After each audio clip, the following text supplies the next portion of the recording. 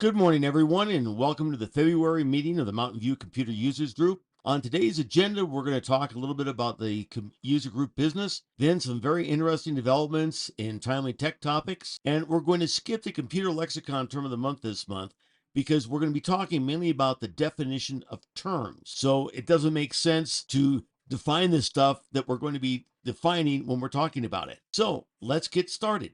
We do have a sponsorship program. It's $10 a year. This month's sponsor is our own Carolyn McLean, the Candle Lady. This month they're featuring a multi-scented candle. This one is lemon fizz, white grapes, squared strawberries. The middle is melon, pink lady apple, and peonies. The bottom is vanilla and champagne musk. Give her a call. These make great gifts. I just wanted to mention last month's was the one that smells exactly like those little cinnamon candies, Valentine's Day. Mm-hmm. They took it out last month so people could buy it and get it in time for Valentine's Day. And now on to the user group business. The introduction of our officers. The president is John Pino, that's me. Our treasurer is Carolyn McLean. Okay, Carolyn, you have the treasury report. Yes, I do. We have $380.46 in checking and $6,026.41 in savings for a total of $1,006.87. Our first vice president is Mike McLean, who handles iOS and Windows. And our second vice president is Barry McGordon, who handles Mac OS and iOS. We also have a webmaster, Jim Emmons, who occasionally is seen. And one of the biggest resources we have is the club website, which is manned by Jim Emmons. Go up and check that often. There's our Facebook page where you find out more information and socialize with others. And then we have the user group list, which is mountain-view-computer-users.group at googlegroups.com. Contact one of the officers to find out how to join this group. We'd like to get as many members on this group as possible because this is how we can share information during the month with each other. You can ask questions, get answers, help with troubleshooting, and find out what's going on in the community you might be interested in. In addition to those other resources, some of the biggest benefits we have is we have a hardware checkout for a film slide scanner and a projector, so you can project on a wall. We also offer, and this is our biggie, professional consultation discounts offered by myself and Barry, and these are our phone numbers. We can do it remotely. We can come in and view your desktop with you. We can help you through email at no cost, and we can come out to your home if we have to, and that is a very reasonable price at $35 an hour. Dues are $25 per household annually. Membership year is September through August. Pay annual dues to our treasurer, Carolyn McLean. You can mail her a check made out to MVCUG, and this is her address, or you can send it to her via PayPal to educatorarizonaz@yahoo.com. Now let's take a look at what's coming up the next few months. This month, we're doing the State of Information. In March, it's going to be the Mike and Barry Show, talking about storage and backups, file management, and Pi. If you don't know what that's about, come to the meeting and find out. In April, we're going to be doing the Mike and Barry Show again. I've been called out of town. It'll be doing with social media, being aware of the changing landscape.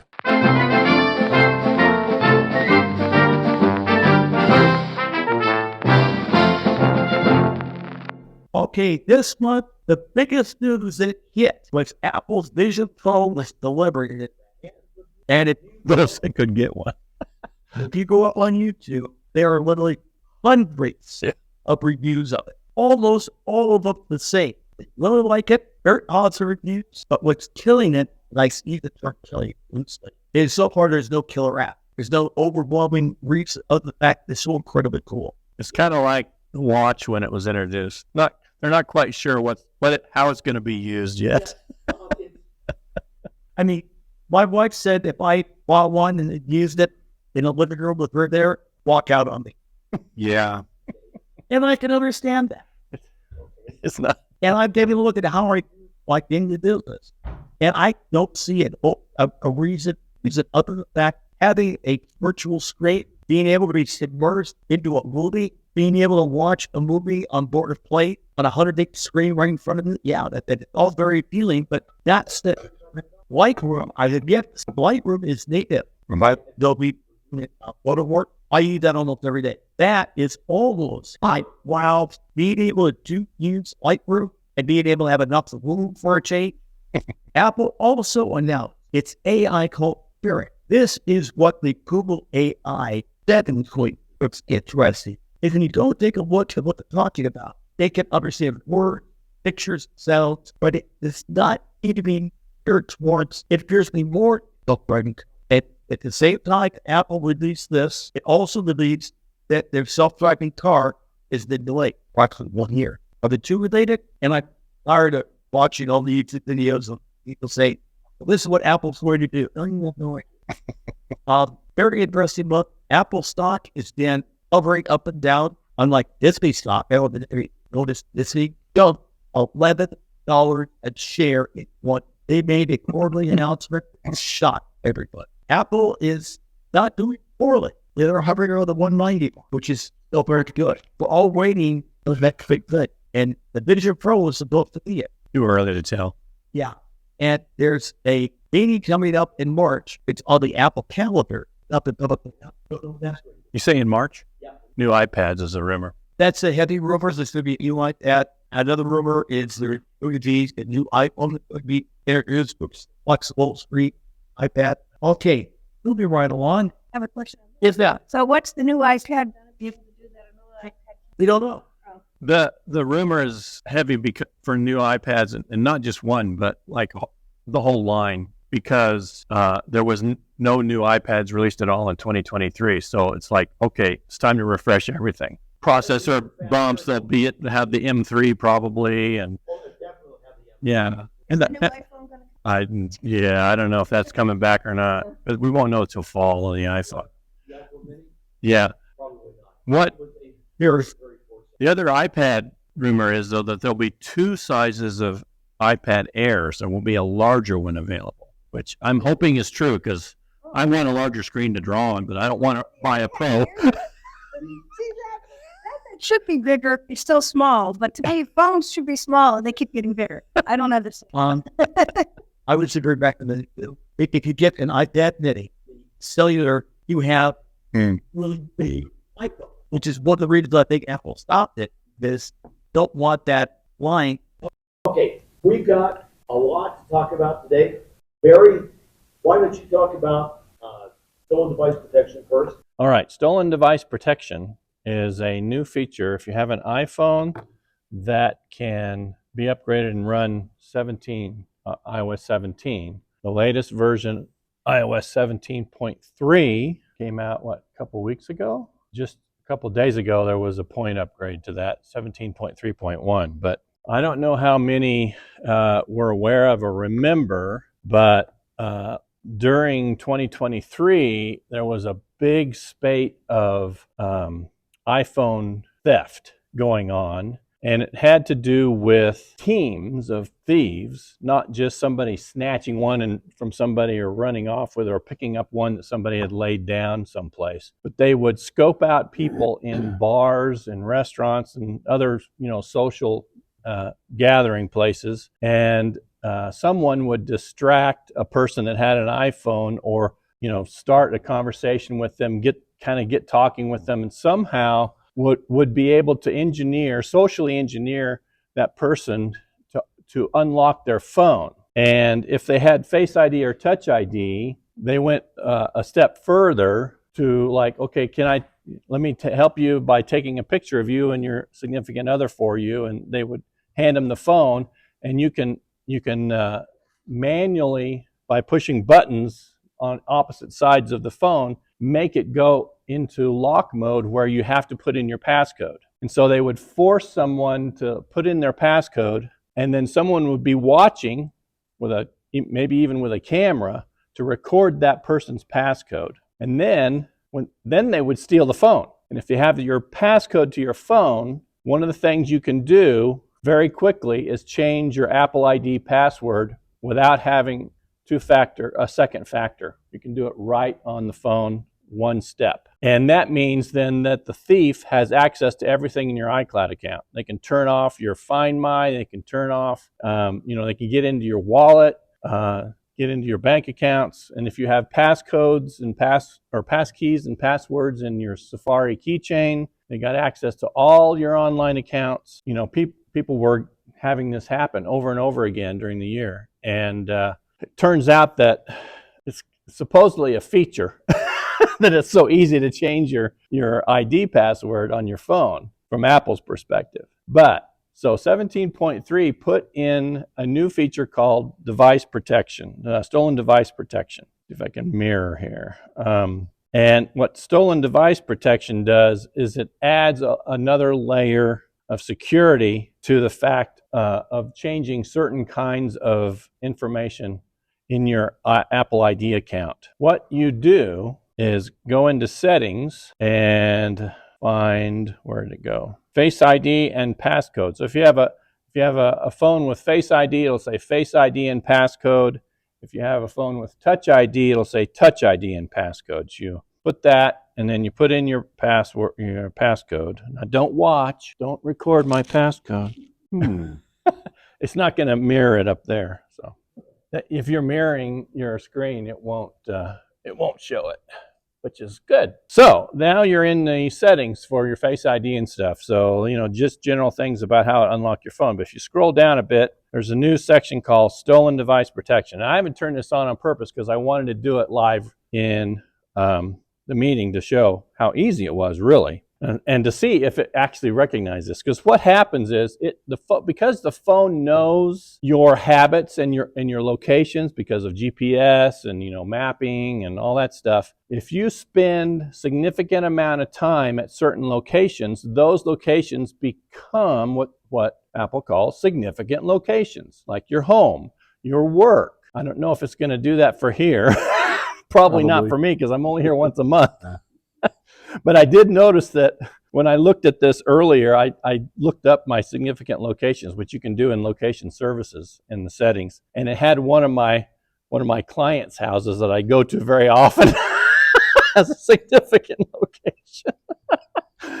I thought that was funny. So I may not actually be able to finish this, but what happens is when you're in a significant location, it doesn't change anything about how the passcode stuff behaves. But when you're not in a significant location, turn on protection. I'm going to turn it on and see what happens. Oh, it did. It turned it right on. So that's all you got to do.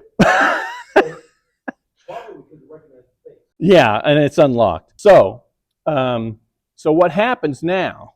If I were, that's where the test comes in. If I go in and try to change something that requires Face ID. Let's just go in and say I'm going to change my password. Just going to see if I can change my passcode. See if I did did it too fast. Oh dear. Just a note that doesn't exist. No, because you can't go to 17.3 is the operating system you got to be running. Yeah.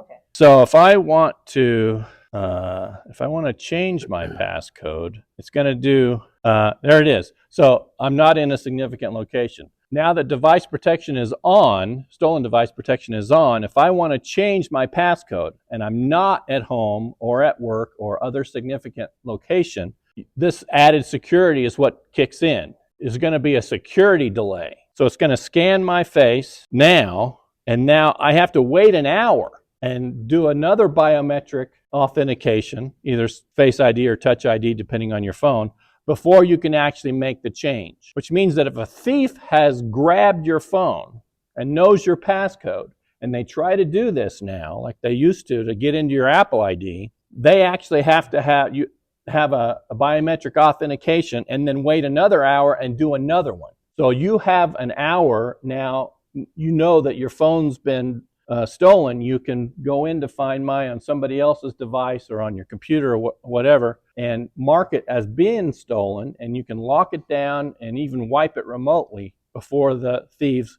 get to your personal data. So that's how Apple has addressed this vulnerability. Not without a passcode. And by building in a delay, a thief can't do it quickly anymore. What happens is you can use the phone, you can use messages, can't get in the digital wallet. Well, you can get in the digital wallet, but you can't spend any money. Anything that requires your Face ID or Touch ID no longer works for 1 solid hour. So that wallet, you have to set that up? Yeah, you just go into settings, Face ID and passcode, and turn phone security on. That's all it takes to do it. And then, if you're not in a significant location, which interestingly, my significant locations are home, Cochise College main campus, one of my clients' homes, like Barry's got. So if I'm not there, it suspects that maybe it's not me with the phone. Even with Face ID, there's going to be a delay because you can't fool Face ID. Not easily, but it can be done. So here's the list. I pulled up the Apple knowledge base article about this feature. So these are the things that have to have the Face ID or Touch ID and do the delay. If using a password or passkey saved in keychain, using payment methods saved in Safari, to turn off lost mode, to erase contents and settings, so the thief can't even erase your phone, apply for a new Apple Card, view an Apple Card virtual card number, take certain Apple Cash and savings actions in the wallet, or use your phone to set up a new device. So all these things can't be done without this dual biometric authentication that are separated by an hour's time if a thief gets your device. They can't do any of this stuff without that feature is turned on. No. You have to have a phone that'll support iOS 17.3 is the version where this feature came in. That is the brand new one that just came out like 2 weeks ago. Yeah. So I gotta update this or throw it away? Can you update the 7 to 7? No. No. 16 is the latest version that iPhone 7 will support. In order to have that. In order to have this feature. But here's the other thing. The older your iPhone is, the less valuable it's going to be for a thief to grab and try to do something with. In terms of the phone itself, of course, your personal data is valuable, but... You're not a millionaire. You have an iPhone 7. Nobody wants me. Pretty much, yeah. Now, if you have a lot of money, you have like an iPhone 15, you spend a lot of time in the various places, which I don't think we have any here, then, yeah, this is very important. If you travel a lot, it's very important. There was a warning going through the Denver airport. We were there last week, warning people of iPhone theft. People are having their their phones being stolen at the airport. That's why I have mine chained to my body. So you have to look at do a risk analysis. You know, is this feature important enough that you need to get a new phone? Is your life, the way you live? Yeah, it's the way you live. I would say Yeah, probably not. like if you're home all the time... The only thing I use is an emergency. Hey, Lois, I'm going to be late. I got a flat tire. Yeah, you don't need it. I think you don't store your credit cards on it. Don't use a digital wallet. I don't got no personal... Then You don't go to bars. not at all. The thing is, I'm finding that it's becoming more and more of a requirement. When we were traveling this summer and went to Seattle, we wound up in a parking lot where the only payment method it took was a digital wallet from a phone. Yes. You couldn't pay with a credit card virtually. Yeah. Not even with a tap to pay? No. Credit card? No credit card reader, just There's a no phone. credit card reader at all. It Oh just my reads the goodness. phone. Flagstaff is that way now. Hmm. Well, one thing I'll note is I was looking around my phone while we were talking about this.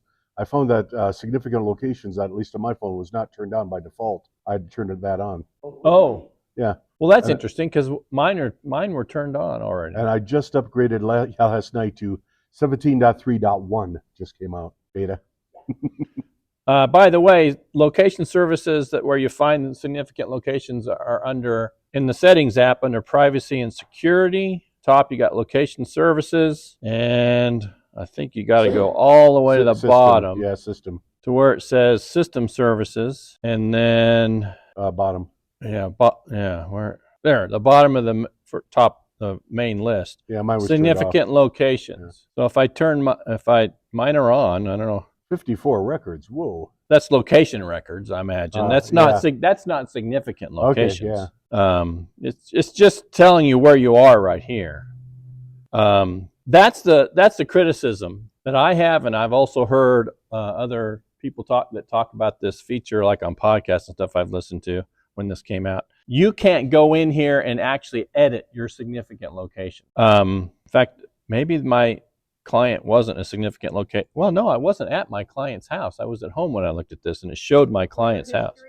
So if I cleared my history, it would clear all the records, but this doesn't actually show me the significant locations, and it doesn't allow me to manually say, hey, I want this location to be a significant location because I know I'm safe in this location. Right. I don't know why they can't have that. How do you determine a significant location? The phone does this. No, I mean, looking at this, how do you know? I don't know. Wouldn't it be that label, red bone disease? Yeah, but that's someplace I was yesterday. So So it just shows that he was there. It doesn't indicate whether it's yeah, actually that just significant. says recent records. Yeah. And it doesn't allow you to actually. I can clear the history. Or, I mean, not on the map, on the. Nothing happens. Yeah. So yeah, it's kind of opaque, and I don't know if that's on purpose or just because they want.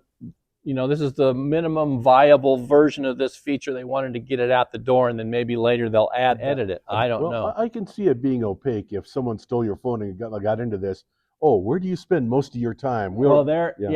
That's a good point. Yeah, because while they're waiting for for an hour. Yeah. Yeah, they may go to that place so they can. But of course, they need your face or your fingerprint.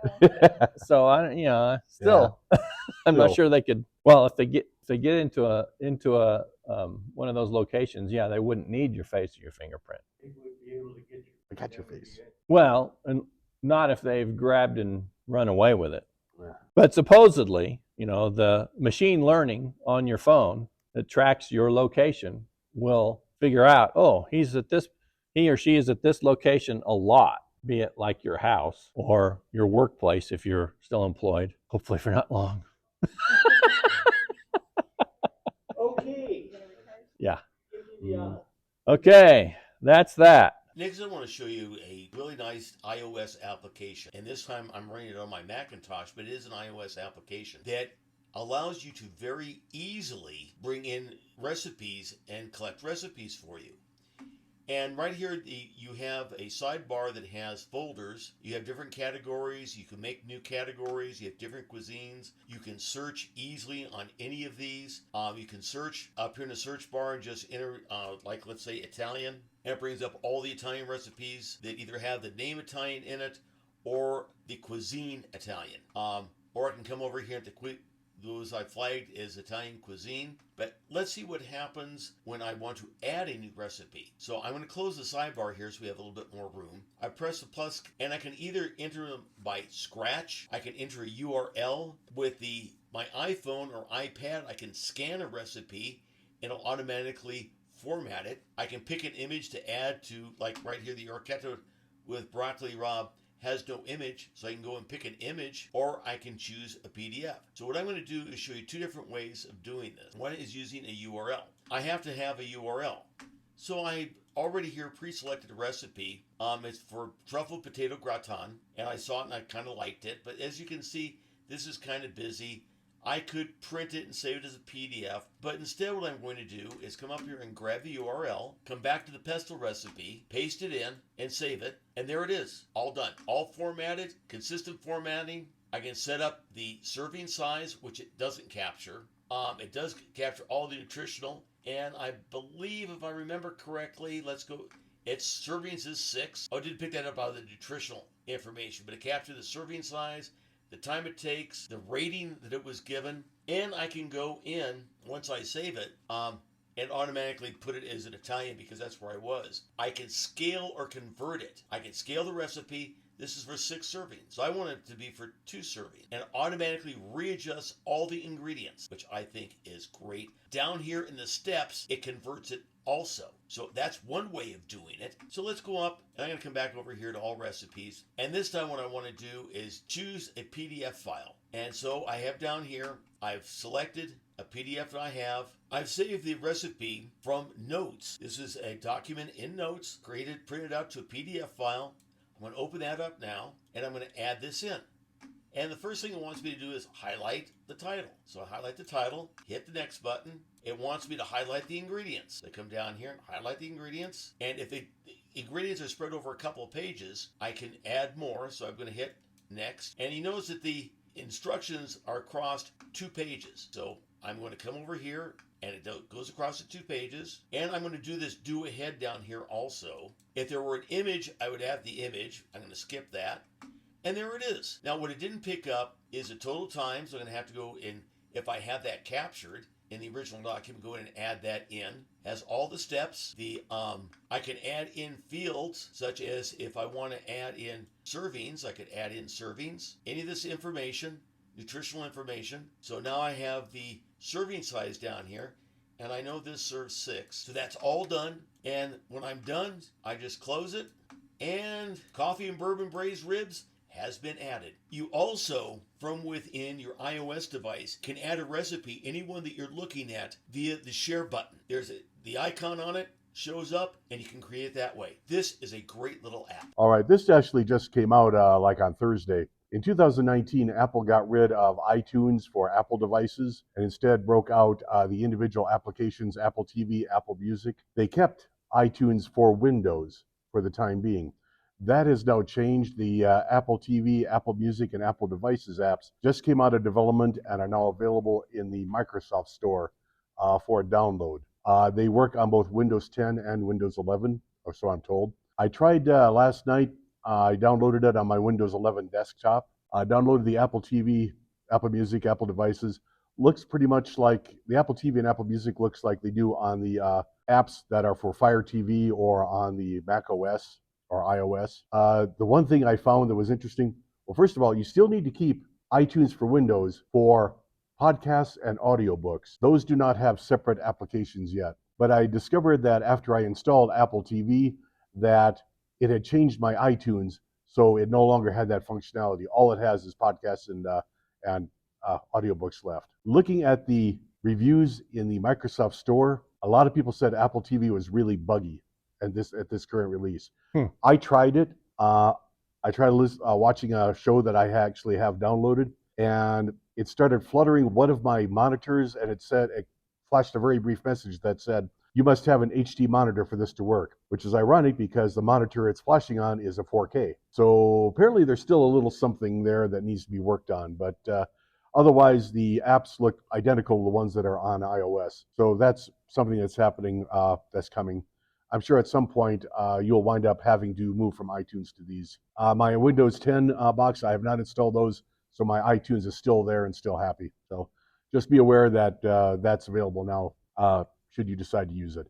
It did import all my music and all of my TV shows from iTunes. They moved over to the other app with no problem. Fantastic. Any question? Yes, ma'am. That was the perfect screen for me to see, because the question I have is regarding iTunes as a music storage database. I mean, the changes that occurred with music, much less friendly. If you love CDs and create your own thing, does anybody have any knowledge of another app or anything that still really keeps you in the management of your music, like where you can easily do things, like make a playlist, change it, plug in a different device?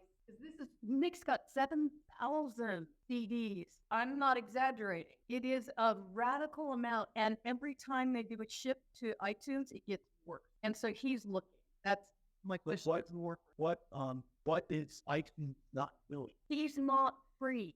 So when it comes to labeling, that's the same. When it comes to moving music around or putting it on and off of other devices, there's a number of things. I wish he was here to be here for this. Yeah. It still works the same, like to make the digital. It's about after you've made it, negotiating and navigating with your different devices. There are some programs I have not looked at it in a while. Okay. Somebody knows it. Yeah. He initially, when iTunes started changing, bought a device. What is it called? An amplifier? I'm not good with stereos. That stuff. He bought called it Oppo. And it actually, the whole intent was to load all of the CDs so he'd have an external resource that was different from iTunes that we could use, like with the TV and the stereo and everything. But it turned out to be glitchy and not as effective. And there's not an interface. All the interface has to go through computer. I guess that's like the max I've got that I can personally contribute. He could be very articulate about that. Unfortunately, I've heard the same complaint starting several years ago about iTunes. I used iTunes myself for management. I wound up ripping my CDs and my vinyl to digital many years ago. And at that time, iTunes was still a decent management software, so I got it all on that. And I haven't bought any new media. Now I use basically subscription services. Yeah. So I haven't had to deal with the management side. So everything I have was from before iTunes started getting bad. Right. So I've heard of other people saying the same thing starting Yeah. about 10 years ago. And I have yet to hear of a decent alternative. Well, like cooking is for you, his hobby is music. Sure. And that's where he likes to keep a hard copy of everything. So, yes, we have a room dedicated to this. Any there's suggestion it. Let me search it. Okay. And I don't remember the name of it. What I do it movies. What would you name this thing I'm asking about? What would you call it? So that, Music database. That's what I.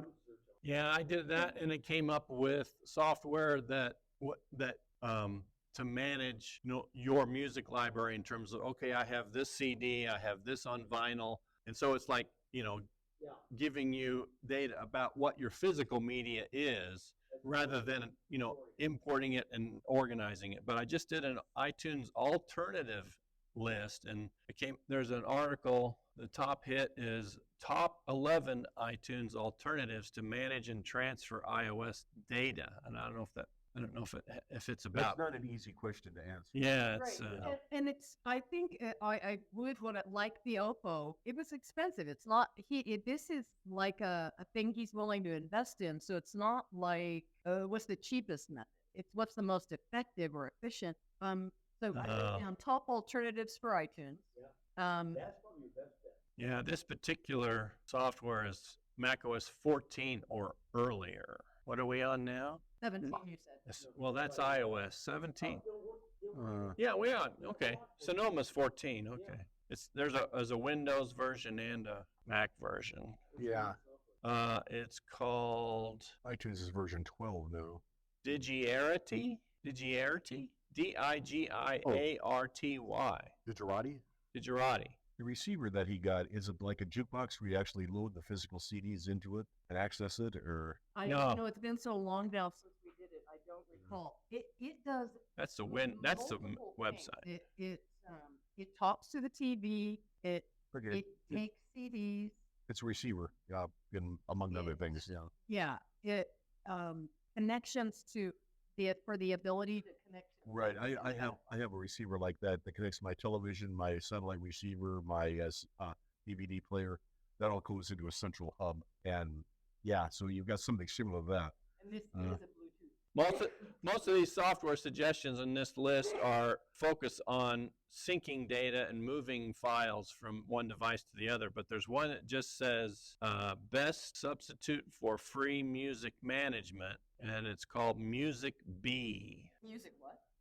Bee, as in the bumblebee. Music Bee without a space. I don't think we can help you out now, but I think we have a new topic for next year about managing your media. Yeah. Oh, I like that one. Yeah. Whether it's TVs, DVDs, Yeah.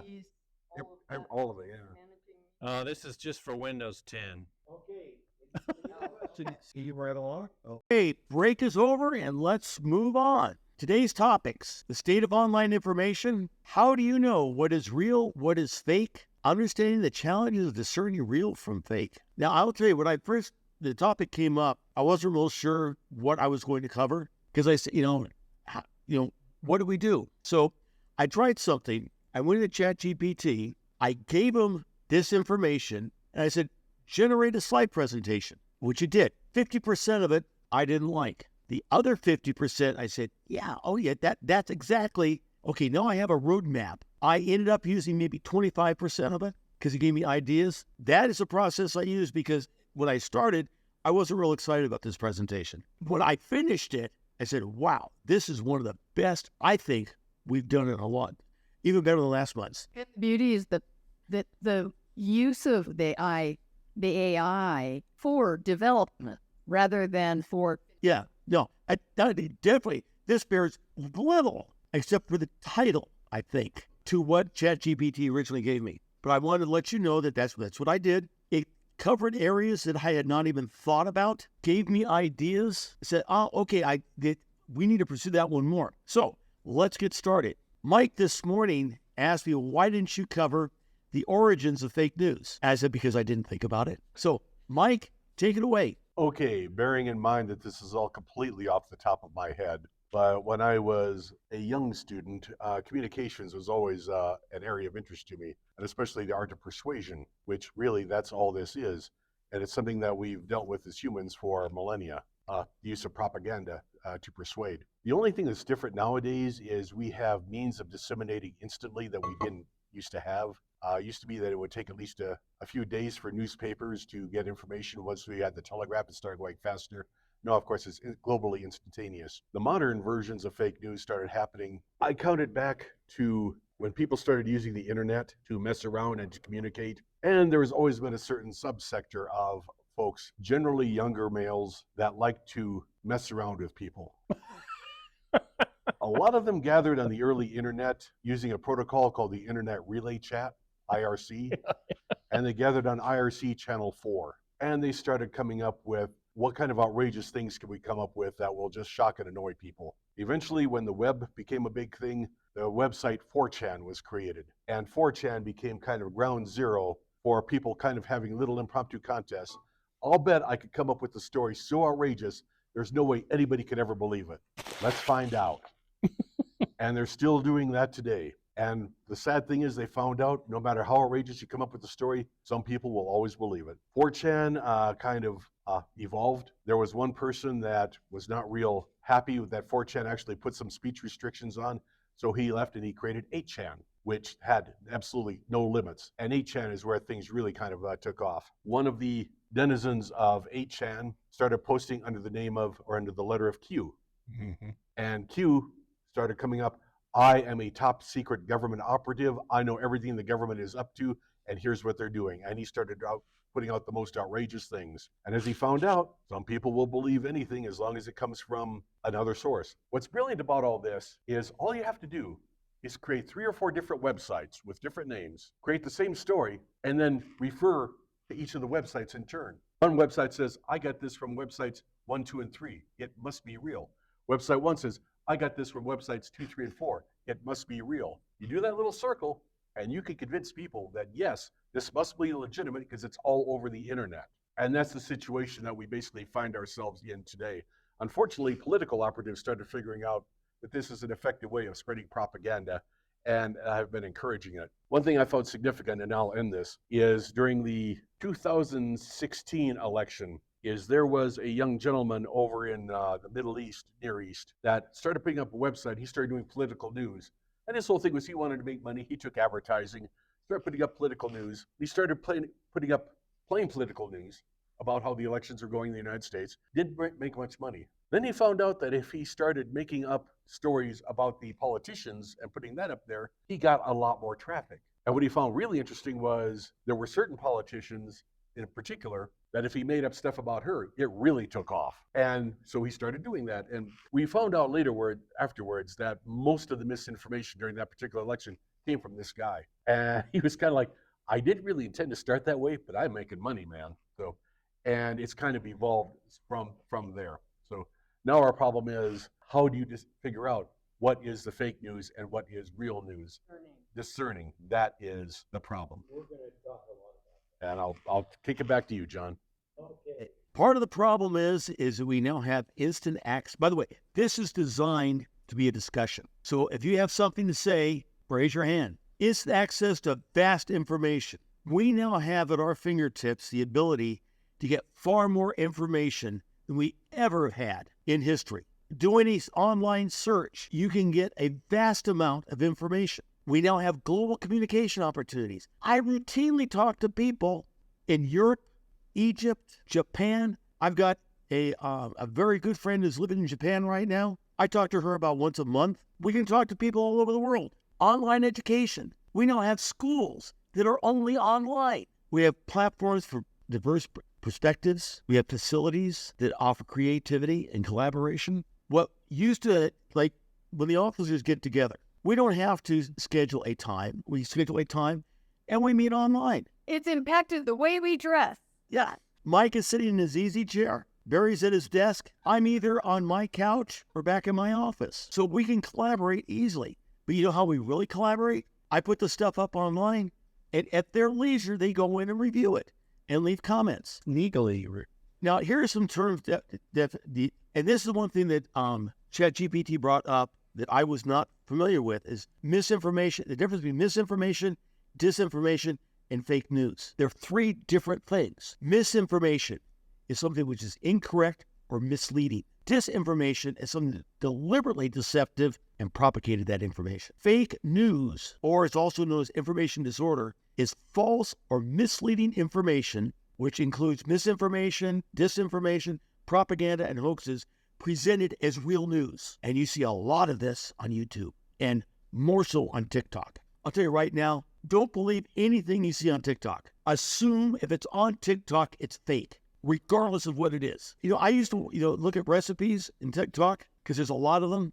Yes, I looked at it and say, that is what you're doing is impossible, but they're presenting it as real. And it got worse. I mean, all of a sudden the online chat rooms about, and everybody's saying TikTok is bogus. And I don't know any reliable person that publishes to TikTok anymore. Instagram, yes, some, but not a whole lot.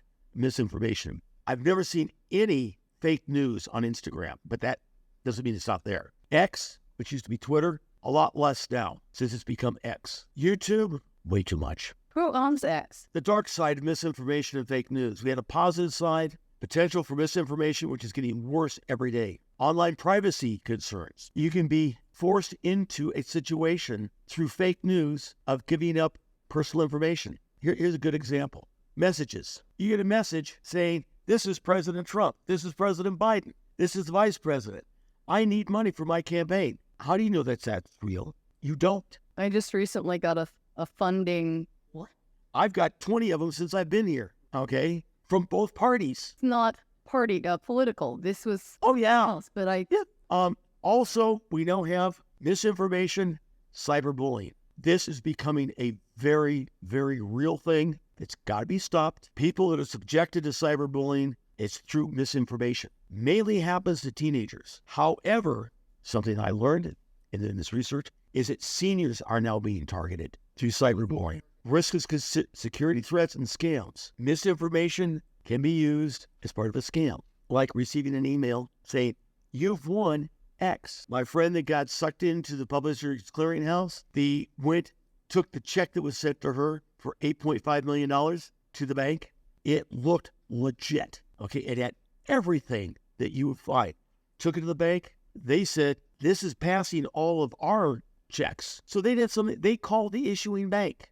They said, no such check has ever been issued. That account doesn't exist here. That account number doesn't exist. That account number does not belong to Publisher Clearinghouse. That's how good they're getting. They even had the microcoding. There are fact-checking initiatives out there, okay? There are organizations which go and check the facts that are published in social media. It's something which is very real and necessary in our digital age. Who are the fact checkers and who checks the fact checker? Now, when I went up to find out, a list of fact-checking organizations, I was really surprised when I found out. Every country, different ones, checking the news. Hundreds of organizations. I was shocked. And you know which country had the most? This is what I thought, really. India. India has over 100 fact-checking organizations. Here are some of the fact checkers. Now, these are not all of them. These are just some of the top ones in the U.S. Factcheck.org and factchecked.org. They're self-described advocate for voters. There are projects at the Annenberg Public Policy Center of the Annenberg School for Communication at the University of Pennsylvania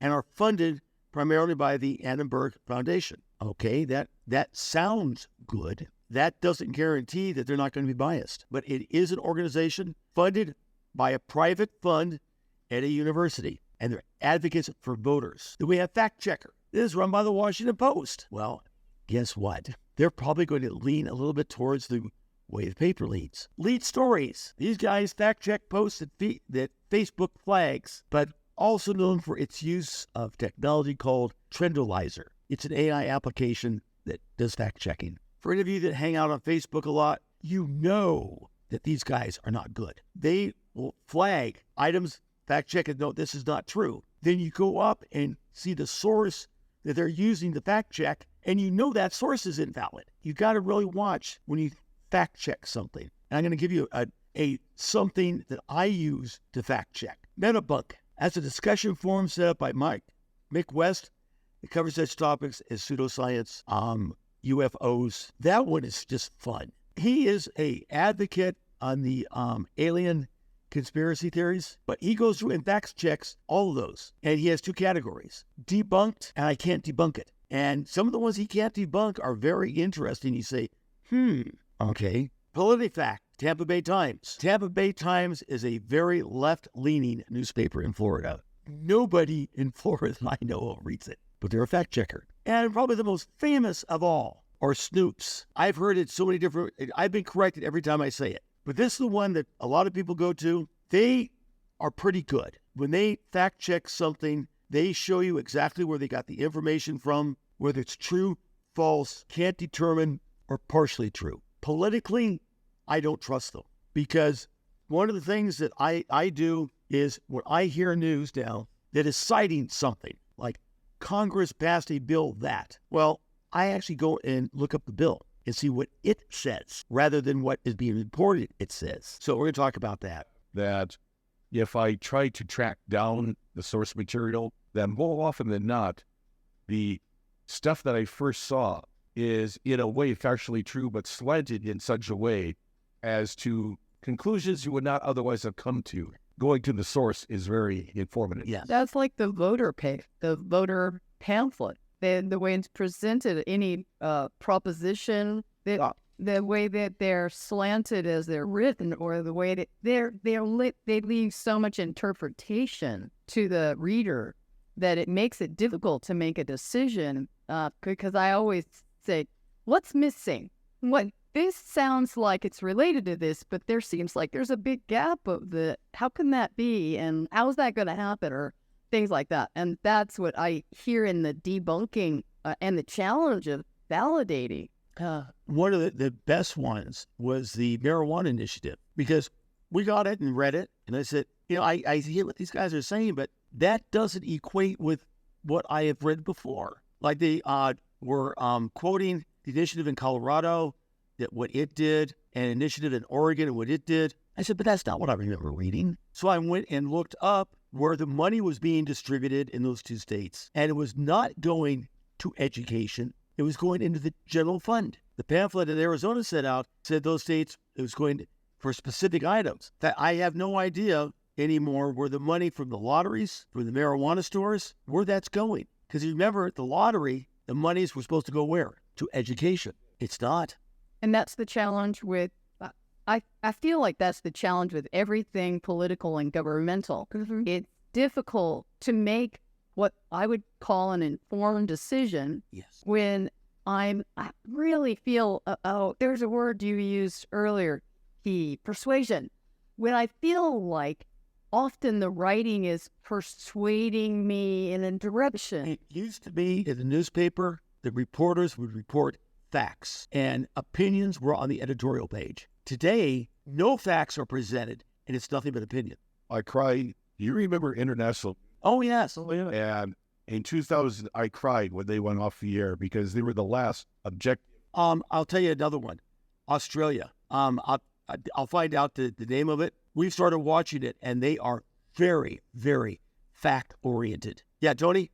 It comments to her comments, facing those issues after called the newspaper. If I was retired, I would do a lot. I'm not finished. Challenge the reporters that write the articles. I've done this a number of times where they really got set up with me, and I got set up going down there and be my head against the wall. I'm not a stupid person, but I know what I'm talking about. And if you got the guts and the energy to do it, go down there and beat their heads against the wall. I got tired 5 years. Ask those how many times that I have a bitch they could play with went down there and made my comments to the low end this baby here. I can say how much I appreciate intelligent people asking questions of anyone, anywhere, of all authorities, of all educational systems, everything that we have going on. This is a huge topic, in my opinion, as far as the way America is being run, as far as the way we allow it to be run, and the fact that more of us really need to be a voice. And I'm not going to preach here.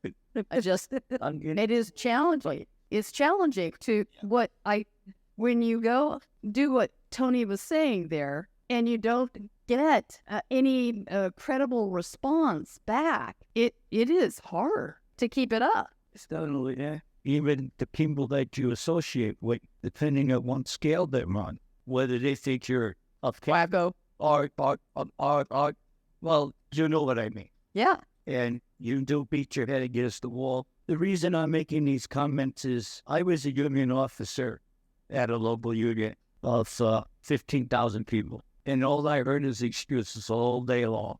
When they started bad mouthing me, I just came out and spoke the truth, which they don't want to hear. And that went through all the plant. Tony is a agitator, and he doesn't care. He's on management side. You're the ones that are creating a problem. Management doesn't create. We don't like the rules. We need to change it and alter it. Some of them that kept done. As a matter of fact, the company I worked for did a special program throughout the companies all over that then were spread. They spent thousands of dollars on this here, only to have it fail. Because the employees found that there were some problems with management. What management didn't want to, but they did say that. But if you read between the lines and the way things were functioning, you saw the same negativity continuing. You either get tired of it or you keep fighting, and what do you do? Well, thank God for the people that keep fighting. I'm retired and I'm thankful for it. Yeah, it's very late for. I'm doing fine. If you don't like something, there's three options. You do it, you don't do it, or you change it. Prime example, my daughter's HOA is the worst HOA I have ever seen. They go out of their way to make residents' lives miserable. And even though it's an HOA, which is a homeowners association, they say they are not responsible to the homeowners. And unfortunately, the way the laws in Florida, they're autonomous. They've been taken to court 8 times in the past 2 years. And every time, the judges have ruled in favor of the HOA. It's a huge topic. No, this topic we're on right here is so gigantic. Okay, let's move on. There are organizations that fact check the fact checkers.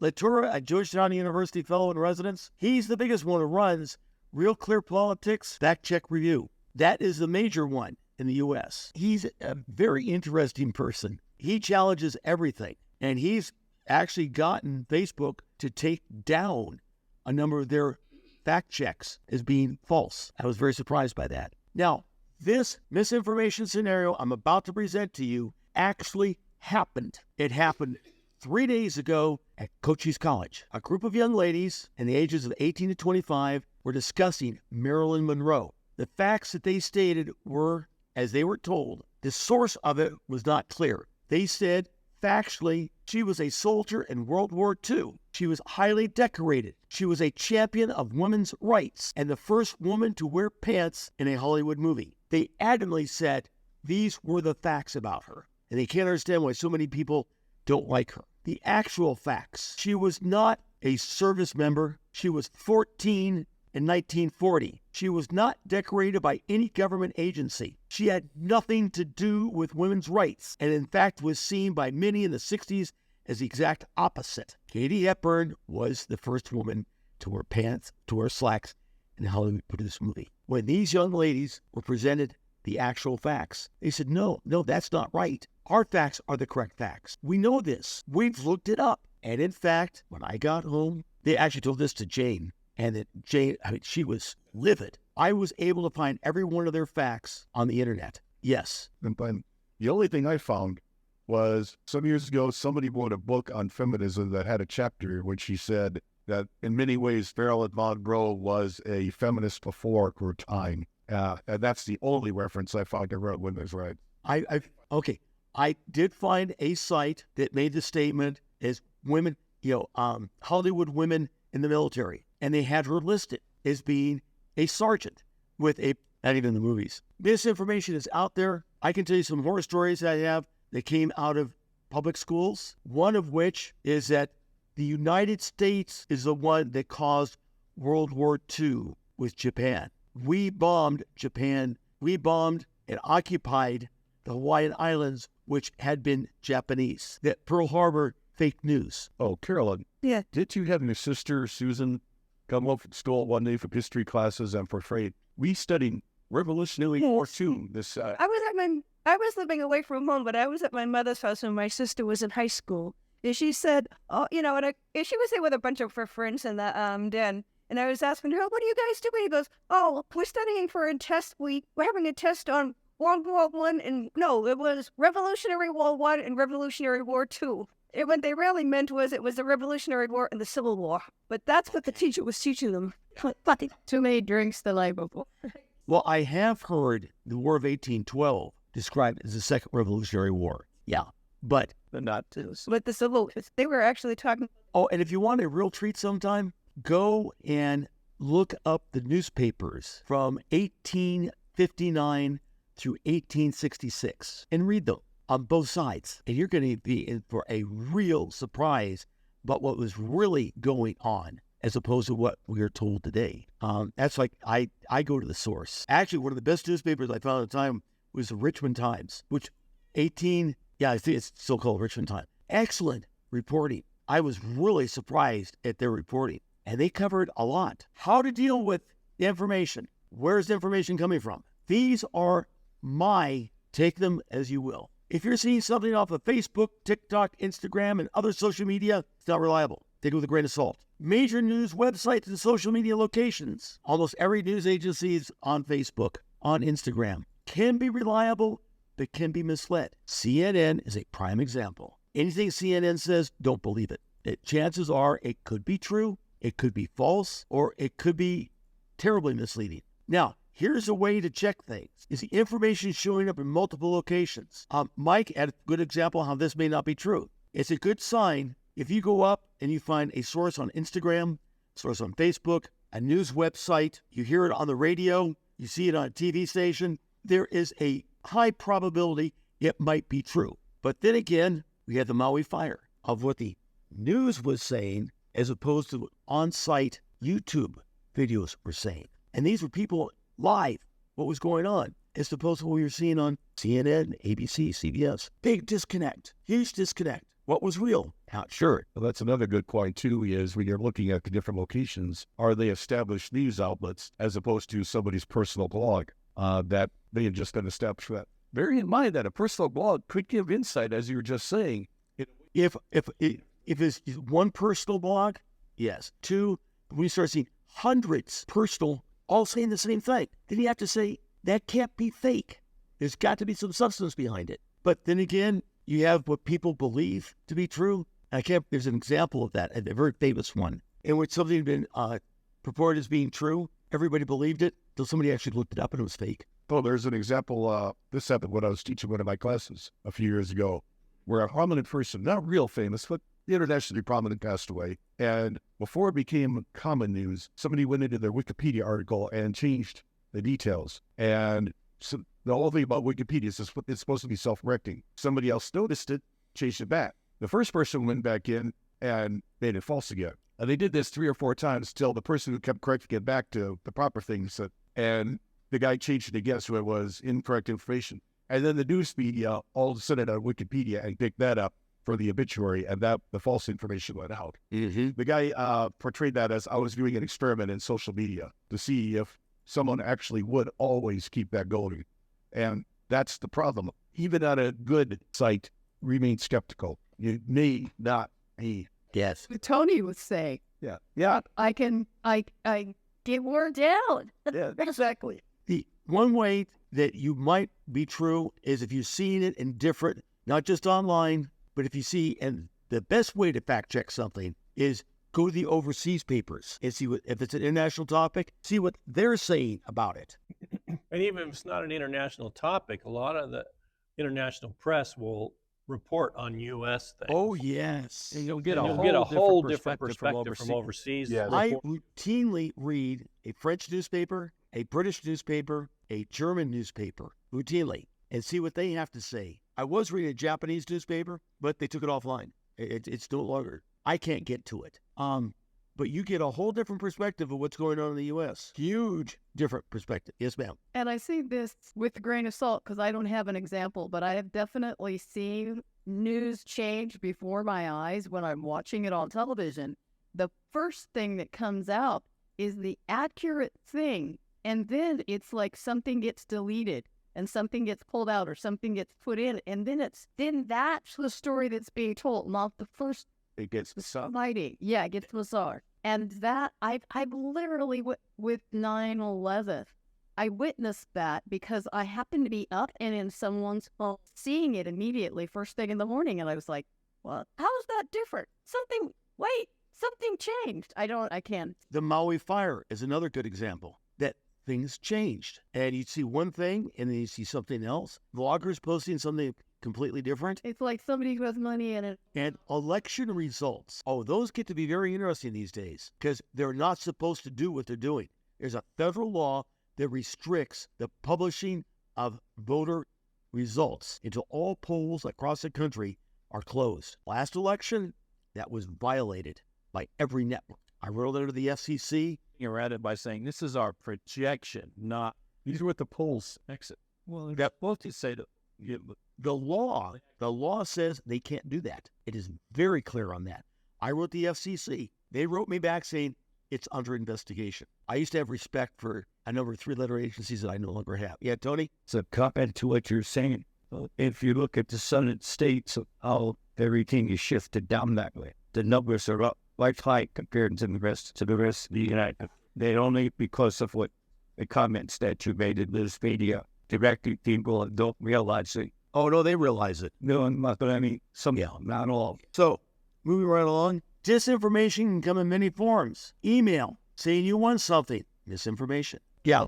By the way, I have not gotten a Nigerian scam letter in ages. And to what I was saying, if you've been in the service and been then about in the south of the Southern states, that will be state really drastically different than the rest of the United States. We spend a good time down there in the service south. I would agree with you up until about 15 years ago, and it changed a lot. Now there's not nearly the differences that we used to see.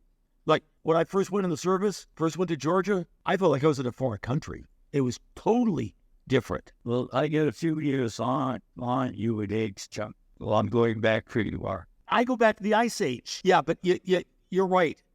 Like when I go to Florida and Texas is completely different than Florida. Independent thinkers, and it is no surprise that we know more now because of technology, and so therefore we have stronger opinions and disinformation that are everything is just louder. And like, you know what? Here's a prime example. DeSantis, what the news reports that he has done, what he has actually done, and what social media says he has done. Three completely different things. Because I've read, DeSantis has banned all books from libraries. That seems a little extreme. I went and checked, and yes, the DeSantis himself has not done it.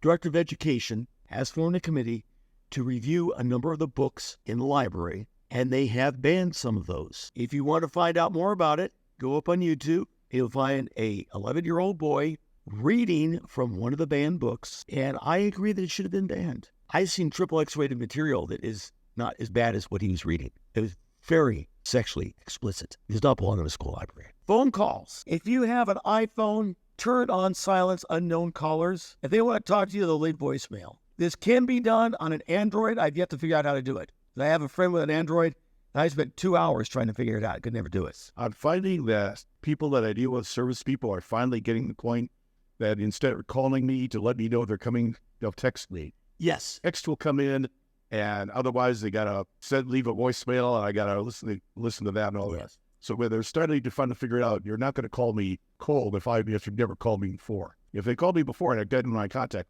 Okay. If you have won a prize of something, and there's an exception to this, you'll be notified either in person or through the U.S. mail with a registered letter. Not through an email, not through a text message. Doesn't happen that way. Now, my friend with the bogus check, they made a huge mistake. Huge mistake. They sent her the check through the U.S. mail. Do you know what that becomes? Mail fraud, which means the post office takes over the investigation. Unsolicited emails, calls wanting money. Tell them to send it to the U.S. mail. See the reaction. If they send it to you, it's mail fraud. Get rich schemes. There's no way to get rich quick, especially the Bitcoin. There's a lot of Bitcoin bankers. My uncle, my aunt has got an insight into Bitcoin. If you invest your Bitcoin money, you'll make incredible. And yes, the Bitcoin is a very lucrative market. I have invested in Bitcoin. I've invested through an application that I trust. And yes, I have made 50%. That's not a bad return. But the Bitcoin market goes like this, very volatile. Paying off credit card debt. There are some legitimate ones. Most are not. If you have a credit card debt and you're trying to consolidate credit cards, research who you're dealing with first. You all remember Fox Mulder? What was his standby phrase? Trust no one. That's the best advice I can give you. What you can do, first, question the source of your information. Where is it coming from? This is the most important one that I see so many people not doing. Read beyond the headlines. Go in and read the entire article. See what it's actually saying. Because quite often the headlines don't match the article at all. If the article or court decision is cited, read the original. That's how I found out about Obamacare, what it really said. Because I was reading all these things, what it said. So I went and I got the entire document, all 1,017 pages of it, and I sat and read it. And I was shocked at what I saw in that bill. Fortunately, 90% of it's never been implemented. Like, do you know they have the right, if you have a child and someone is suspected you of child abuse, suspected, not prove it, suspected, they have the right to come in and confiscate your children and put them in a foster home? That's what the bill says, very clearly. If someone quotes something, find the original and see what it really said. Don't trust quotes. Some time back, I came across a headline that said, this study says this, and it stated it as a fact. Yes. I went, really? And I went to find the original study. And I had to follow through 4 layers of references till I got to the original study. And the headline said, this is a fact. The study, every other line said,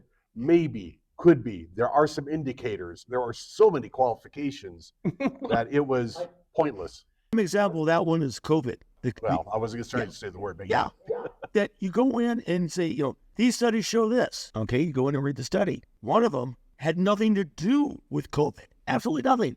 But yet the article said, study proves that social distancing is highly effective. Okay, so I went in and read the article they were citing. It had absolutely nothing to do with social distancing. It had nothing to do with COVID. What it was effective communications and the distance people have to be for effective communication. And what it found is there's an optimum distance. I said, okay. And I would do this on every time and I was amazed at how much it's either miss or dis. I'm not too sure which one I classify it as, but a lot of it was not true. If what you're reading does not make sense to you, if what you're reading doesn't make sense, challenge it. If it goes contrary to what you understand, like the Marilyn Monroe, the Pearl Harbor, World War II, if it doesn't make sense, and see what the fact checkers say. I go to Snoops and say, okay, what does it say about it? And sometimes I say, that's not what that's not what I'm reading. Double check the fact checkers, they can be biased. Privacy comes in the same way. Most of the scams out there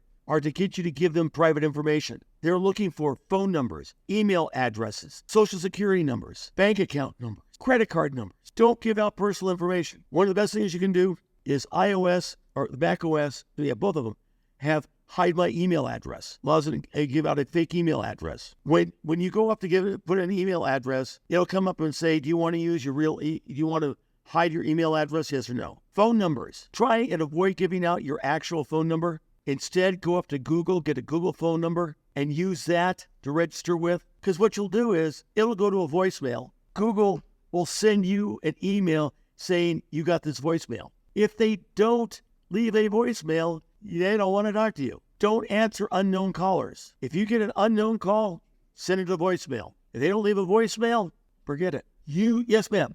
How do you get a Google phone number? You go up to Google and you Google Google phone number and sign up for it. It's one of the services they offer. It used to be free. I don't know if it's still free or not. Do you know, Barry?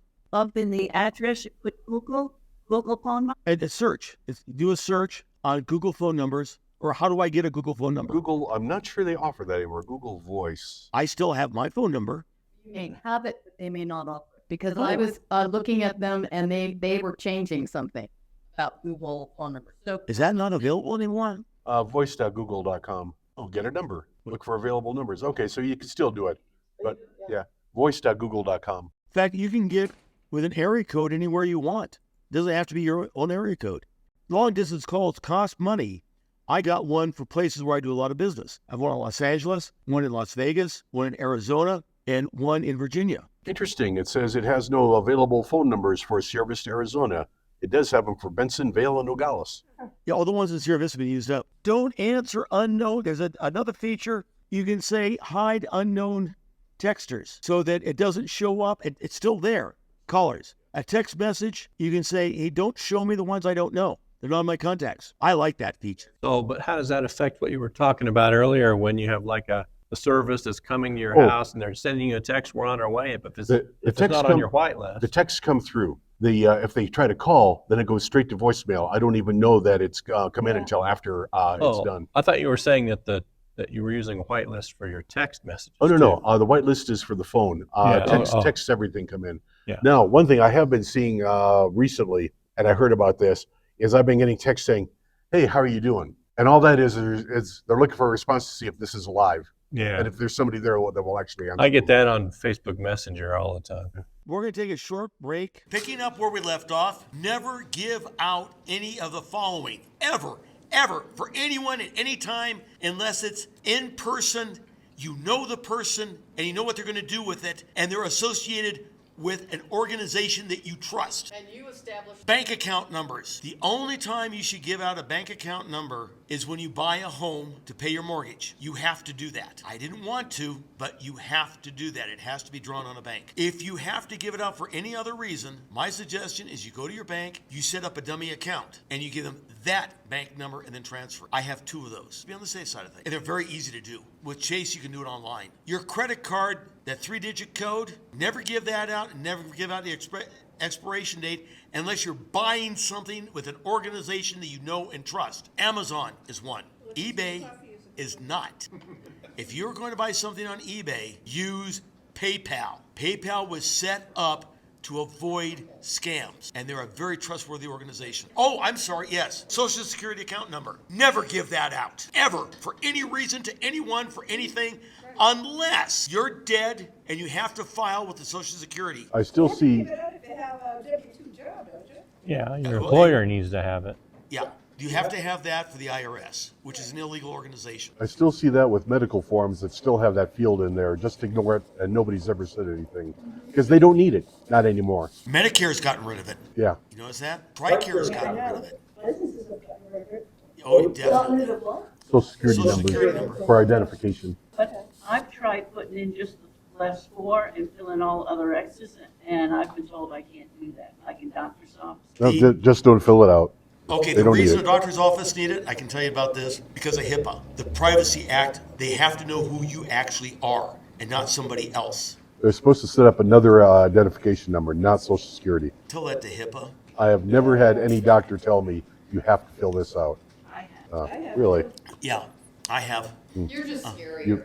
I guess I got the right doctors. I don't know. Because of the work I do with the VA, I have to be HIPAA certified. And that's one of the things that they cover is why do we need Social Security number? Never give it out, because with that number, and it's becoming less so, they can go in and take over your entire, and it can get really ugly. Credit cards. Now, we're going to talk about this in May.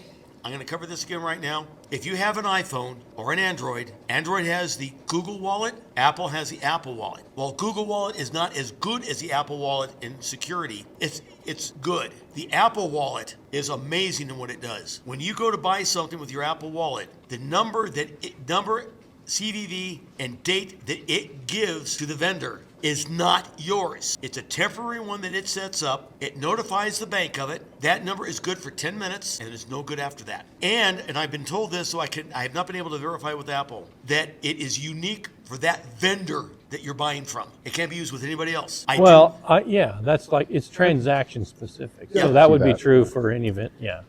I do know that with my Apple card, I can go, actually I can do this with all of them now. I don't know if it's part of the beta release or not. I can go up and generate card numbers and use those for a transaction. So, And many banks do that for their own cards too. but the process of doing it is not easy. With the digital wallet, it's very, very easy. I've become a real big fan of the digital wallet as far as privacy is concerned. Airline tickets, boarding passes, event, like Men Who Cook is coming up. I have my ticket from Eventbrite already on my phone, ready to go. By the way, that is an excellent, excellent event. Men Who Cook. March 4th, I think it is, at Knights of Columbus Hall. limited seating. There's about 30 men, all who cook. I was one of them one year. My leg has just gotten too bad. I can't stand for that long. And they prepare something, and it's $40 a person, and it's a fun evening. Many of the restaurants here in town are represented there. Indochine, Angry German. By the way, if you have not eaten the Angry German, I can highly recommend it. Yeah. Pit Stop. If you want a good burger, Pit Stop is amazing. It's where the German bakery used to be on Wilcox in Buffalo Soldier Trail. Just down by the paper. Used to be Bob's Bread Back. You know where the Herald is? Up by there. On Wilcox, though. On Wilcox, Not right? not the one that's on. No. I'm trying, what? Yeah, it's on the west end of town. It's It's on the west end. It's down Yeah. by that, the newspaper and Yeah. the Yeah. Right. gym. Yeah. There's a gym. Yeah, Yeah. it's right down there. Yeah. Isn't it for a charity or something? Oh yeah, it's Sierra Vista Symphony. That's how they raise their money. And that's a really good cause. By the way, we have an excellent symphony orchestra in this town if you have not been to it. Okay, moving right along. Cyberbullying. Cyberbullying is bullying with the use of digital technology. It is real. And cyberbullying, I have seen too many instances of people dying, committing suicide. I have a question, just Yeah. okay, so I went on to Facebook, this is a number of years ago. I went on to Facebook just to announce an event, that's all, just an announcement. And what I received back was very hostile. I was like shocked. I had never done that before, just posted an announcement. I'm not on social media, and it was very shocking for me, and it made me pull off. I removed my name. I just went, whoa! I emotionally don't want to have anyone just attacking me when I am not arguing. And that's all I did was repost it again and say, this is just an announcement. And it was something, I don't know, something simple like Fiber Festival or, a blues festival, or I don't remember what it was, but it was not, Political. controversy oriented. Welcome to social media. And so it really made me go back up. How much do I want to be on social media? And Nick worries as a business, and again, I'm a business too, about it harming our business in any way when people complain about you. Out of context. I've read things where people have complained about something that seems out of context with what is being said. And it's like, wow. That's it why you seems have dangerous. the ability to block people, remove posts. Well, I felt like it was political, and it wasn't political at all on my side, I ran in that same situation on my business page where somebody started posting just flat out lies about work I had done. That I botched up a wedding, and I posted back. I said, I don't know who you're talking about, but I have no idea what you're talking about. I've never met these people, nor have I done a wedding in the past year. Is that cyberbullying? That's Yes. part of what I meant. This- Just got nothing else to do. The forms of cyberbullying, spreading lies about or posting embarrassing photos or videos of someone on social media, posting lies. And with AI today, creating fake pictures is super. See, that's why you can't believe AI. You never know what it's going to produce. They may have made a mistake with, in the last month, there has been issues with deepfake porn of Taylor Swift. And that has, a lot of it's been on X. They may have made a mistake. She actually has the means to actually combat this in a meaningful way. So I'm very curious to see how this works out. She has the means and the voice she's Yes, using. exactly. She is a billionaire now, so she's got the money to actually attack this in a meaningful way. That And means she'll I have do the not want to political be on her bad influence. side. But she's also credible and Yes. coming from a good, Yes. what it seems to be is a good place, a humanity-oriented place. So I'm dying to see where this may go. She may actually be able to fight this in a meaningful way. It's going to be interesting. Yeah. Sending hurtful, abusive, or threatening messages, images, or videos via messaging platforms. This is the one that is a lot with teenagers. They'll use group chats to send out false stuff about somebody. I've seen it with nude photos saying this is, and what they do is they do it from the neck down. They don't show the face. And they say this is who it is. And it's not them. I've seen a lot of that. That might be a compliment. Just joking. I've seen a lot of misinformation. Like, do you know who's sleeping with who? And amongst the teenagers, this gets big. And that's always been something that's happened in Yes, that age Mean group. Girls is a prime example. Mean Now Girls with the Today, that's gone technology, they digital. can just like, Another one is impersonating someone, sending meme messages, faking your identity. These are all forms of cyberbullying. And it is real. Up until very recently, it's been almost exclusively with teenagers. In about the past year, seniors are getting attacked. I don't know the reason why behind that. We don't honor seniors. We've changed the way that we view seniors. It could be. And we don't have the respect that used to be there for seniors. Yeah. And There's a lot more of us now. And they're a gullible target Yes. often that doesn't know how to act back because that's not how they were raised. Tony? Who can you respond to? Yeah, I was The wondering. insulting parts of it. Thank you, Tony. Thank you for that segue. Look at the screen.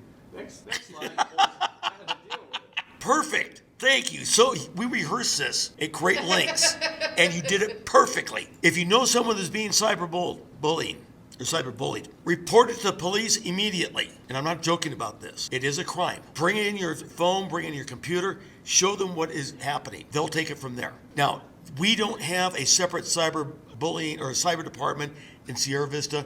Tucson does. The FBI does. Depending upon the severity of it, especially if it has resulted in a death, you don't want to be around when that happens. Targets are generally, that's your best defense against it, or ignoring it, taking down your account, blocking the people. It depends upon how much, how severe it is and what they're doing and how gullible you are to it. Now, okay, so here's the question about blocking someone. Let's say you're on a public place like Bisbee Community. Yeah. How do you do it there? It depends upon how they've set it up. Is it a website? Is that what you're No, just like it's Facebook. Oh, Facebook group. Bisbee Community. Okay. There's an administrator for that page. Okay. If you are being bullied or false information, contact the administrator and they'll kick that person off. Okay. If they don't, you get off the site. No, I was just wondering, like in the case of a business being attacked wrongly, like you mentioned, how do you handle that? You contact the administrator. Nextdoor is a prime example of if you post something negative without substantiated facts, they'll block you in a heartbeat. Nextdoor. The entity Nextdoor. Yeah, it's the application. Okay. Okay. Another social network. That one is monitored pretty close. I don't see it too much here in Sierra Vista, but I do see it in the Florida one. I watch that one very closely, and they monitor it very closely. So everything's got admin. So it's really about just making sure that the admin knows what you're having as an experience. If it's a good admin, they'll catch it before you do. But sometimes you don't know if it's false or not. If somebody posts a negative review, that if everybody comes back and says, no, that's not true, that's not true, that's not true, they'll question it. A prime example is Sierra Grill. The reviews on that one are polar, very polar. A bunch of people say they really like it, a bunch of people say they really hate it. They've left the reviews up because there's a huge dichotomy. Just opinion. But if one person posts a really bad review, especially if the owner comes back on and challenges it, they may pull that. I've seen that happen with Pit Stop first opened. Somebody posted a super negative review of them before they actually opened their doors. I said, boy, I didn't think these guys were open yet. Well, they hadn't opened. And then the owner came up and said, I don't know how you could have made this review because we haven't opened our doors yet. We don't open until next week. That same day, the review. Which is a beautiful thing. Yes. The review was pulled. Combat that pretty quickly. Okay. Good reviews generally go unchallenged. You can post an opinion saying, this is what I experienced. Negative reviews, especially if they're really negative, are questionable. Now, the next topic, unfortunately, this is brand new, social media addiction. You see a lot of it with teenagers, you see a lot of it with young adults. It can affect all ages. I've seen some seniors who've become addicted to social media. It's a dopamine hit. Pardon? It's a dopamine hit. Yes. Yep. And we all like dopamine, but it's hey, it's one of my favorite so you need memes. it again. What are the signs? That's why I play computer games. I don't need people. Yeah. If you spend more than 4 hours a day on social media, Oh my God. Yeah, right. Yeah. I know people that spend close to 12. Wow. I can hardly stand Facebook anymore. I mean, I still have friends and family that I want to see what's going on, but it's so much noise and garbage to sort through now. The only time I check Facebook is when I get notified that somebody I know has posted something. Yeah, I don't even get notified because I turned all those notifications If the person in question has no physical friends and their only friends are online, that's a key. Who are they socializing with? You don't look up when you talk to people. Yeah, Tony? saying this right. If you're doing this social media, how much of that can be transmitted back through the lines of who you are? There's very smart people out there, and I'm not that clever. But if I'm able to think about it, if I transmit something to you, but it's really not going to you because your mind is tapped for some reason or whatever, or if somebody's got your information and these negative things come back, how do you deal with that? I didn't understand, so could you repeat what you think he just Okay, said? he wants to know if you're communicating with somebody who you think you're communicating with, but it's not the real person, and false information comes back, how do you deal with it?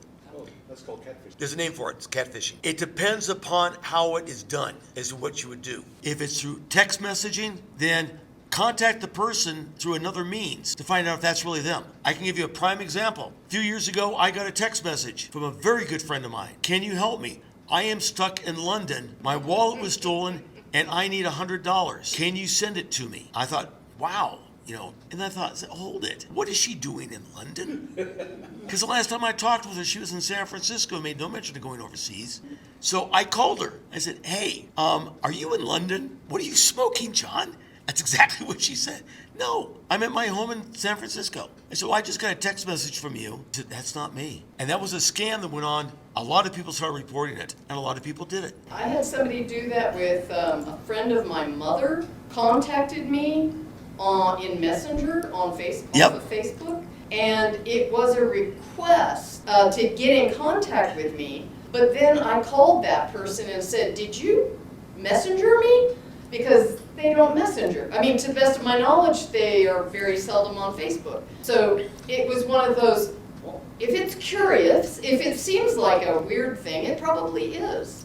So, Tony, the answer to your question is if you're getting something which you don't think is right, check the source of it. If you're getting a message from somebody that's out of character for that person, contact them through a different means of communication. If it's a text message, call them. If it's a voicemail message, is that their voice? If it's a post on social media, contact them through a different means and find out, is that really you contacting me? Because there's a lot of catfishing going on. That's very real.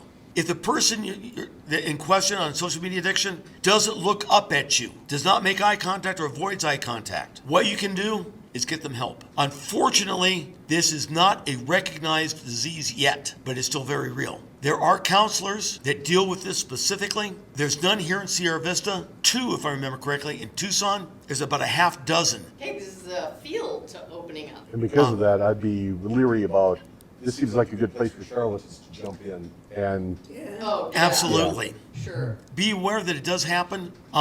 With teenagers, it's very evident what's going on. With seniors, it's not, because so many seniors are shut-ins these days. They rarely leave the house. Any questions? Oh, I wanted to bring up that topic I mentioned at the break about the new type of scam that I just read about last week. I know somebody who is convinced that the hallmark of a scam is something where people want to get money really fast and they're not going to put in any time and effort to set it up. I just became aware this last week of a new type of scam that they're calling it hog butchering. Hog butchering.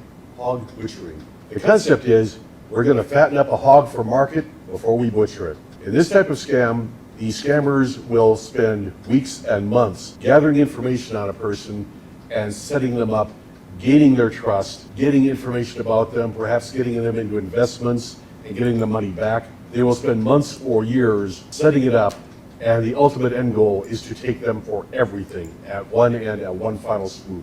Some of the ones that have happened, they've gotten people for like everything they're worth, several hundreds of thousands of dollars, basically, because they've earned their trust to that degree. So be aware that kind of thing, there are people out there that are willing to spend that type of time to invest that in order to get a big payoff at the end. Well, that's just like sexual perverts out there that are grooming, young teens. Mm-hmm. And then they get to meet them and they're, 30 years older than them and they kidnap them. Yeah. Hog, what? Hog butchering. Hog butchering. Fatten the hog for market and then take them to the butcher.